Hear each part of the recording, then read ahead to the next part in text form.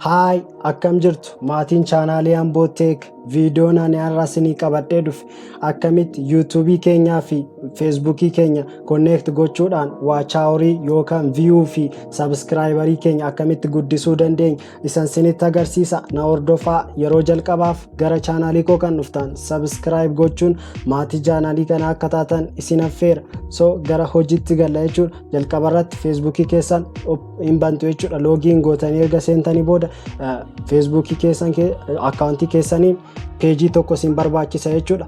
Peejii tokko kireet gootu jechuudha. Fakkeenyaaf ani peejii tokko kireet godheera jechuudha. So erga kireet gootanii booda iddoo kana biratti sarchi baarii kana biratti dhufuudhaan maal gootu YouTube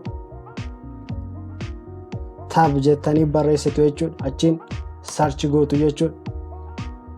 Erga sarchi gootanii booda YouTube tab kan jedhu iddoo kana biratti sinii dhufa jechuudha. Laayikii amma kanaa qaba ilaaluu ni dandeessu jechuudha. Laayikii amma kanaa qaba laayik gochuun sinirraan eegamu.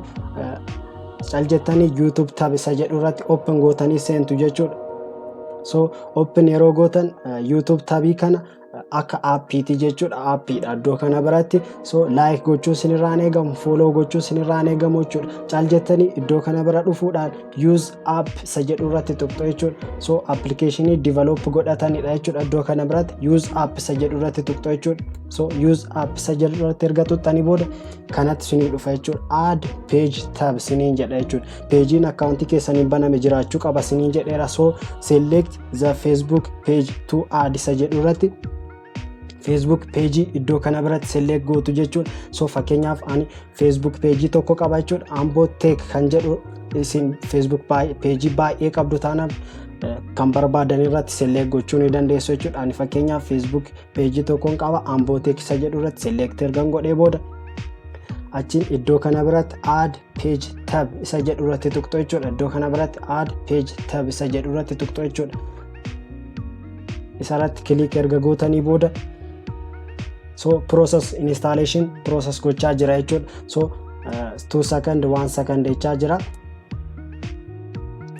Erga Facebookichi install godhee erga process godhee booda Facebook page kana sinii fida jechuudha. So Facebook page kana biratti waan goonuu jira jechuudha. Application setting iddoo jedhamu irratti wanta goonuu jira jechuudha. Fakkeenyaaf iddoo kana biratti channel ID gaafata yookaan playlist ID gaafata jechuudha. Iddoo kana biratti isa eessaa finnee guutnaa isa sinittan agarsiisa jechuudha. Na hordofaa. So maal gootu YouTube channelii keessan bira dhuftu jechuudha. So YouTube channelii keessan bira dhufuudhaan fakkeenyaaf ani YouTube channeliin koo Amboo Techidha. Search erga gootan YouTube channelii keessan erga search gootanii booda keessa seenuudhaan iddoo kana biratti Amboo Tech iddoo jedhu keessa seenuudhaan argitan miti. Hoomii keessa yookaan chaanaalii keessa seenuudhaan iddoo kana biratti www.youtube.com iddoo jedhu irratti click gootu jechuudha.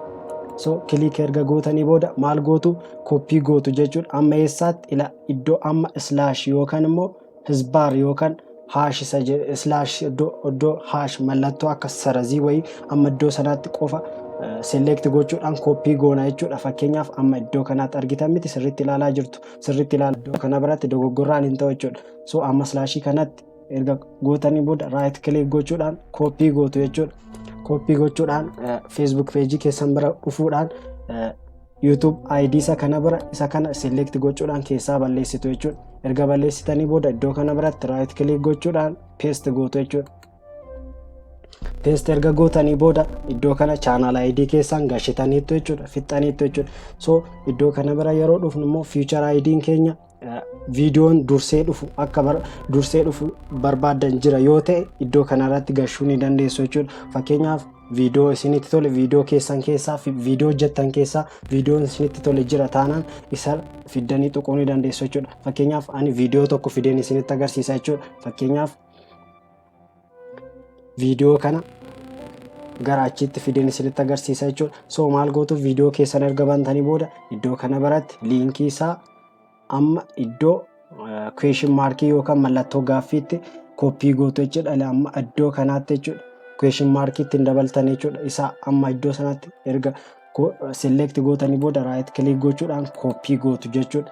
Achi Facebook page keessan bira dhufuudhaan feature video ID biratti right click gochuudhaan paste gootu jechuudha.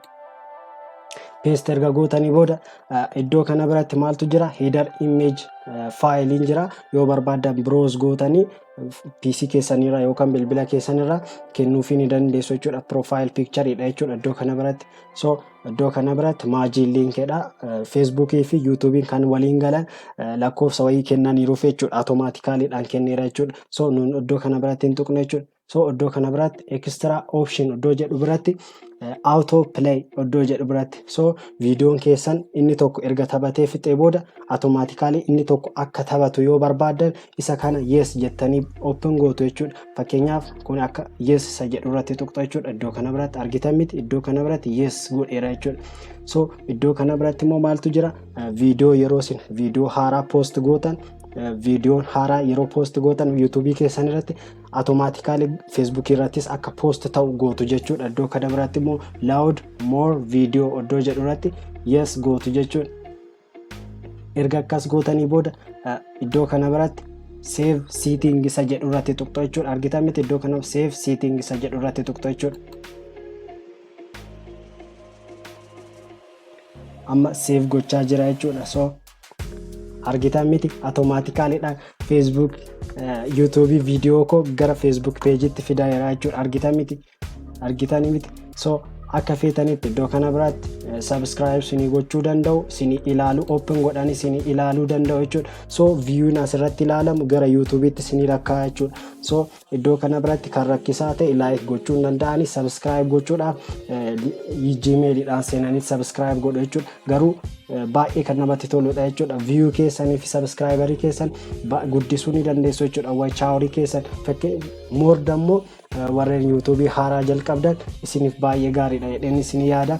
So akkanatti yoo erga ilaaltanii booda viidiyoon kana dura gagadhiise viidiyoon kun hundumatu iddoo kana biratti select ta'ee dhufa jechuudha. Argitan miti. So viidiyoo qabdan hundatu dhufa jechuudha. So viidiyoon kun maaliif dhufe? Viidiyoon isan duraan feature ID godhee isan galchuudhaaf jalqaba irratti dhufe jechuudha iddoo kana biratti. So isin isa kana dhiisuus ni dandeessu jechuudha yoo barbaadan.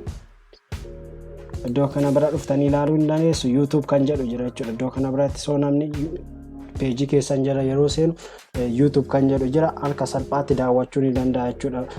Page keessan yookaan immoo viidiyoo keessan jechuudha. So viidiyoon har'a akka isinitti tole abdiin qaba. Viidiyoo ko isinitti tole like, yoo isinitti tolu baate dislike gochuun yeroo jalqabaaf immoo gara chaanaalii koo kan dhuftan subscribe gochuun maatii chaanaalii kana akka taatan isin affeera. Viidiyoo biraatiin amma wal agarruutti peace.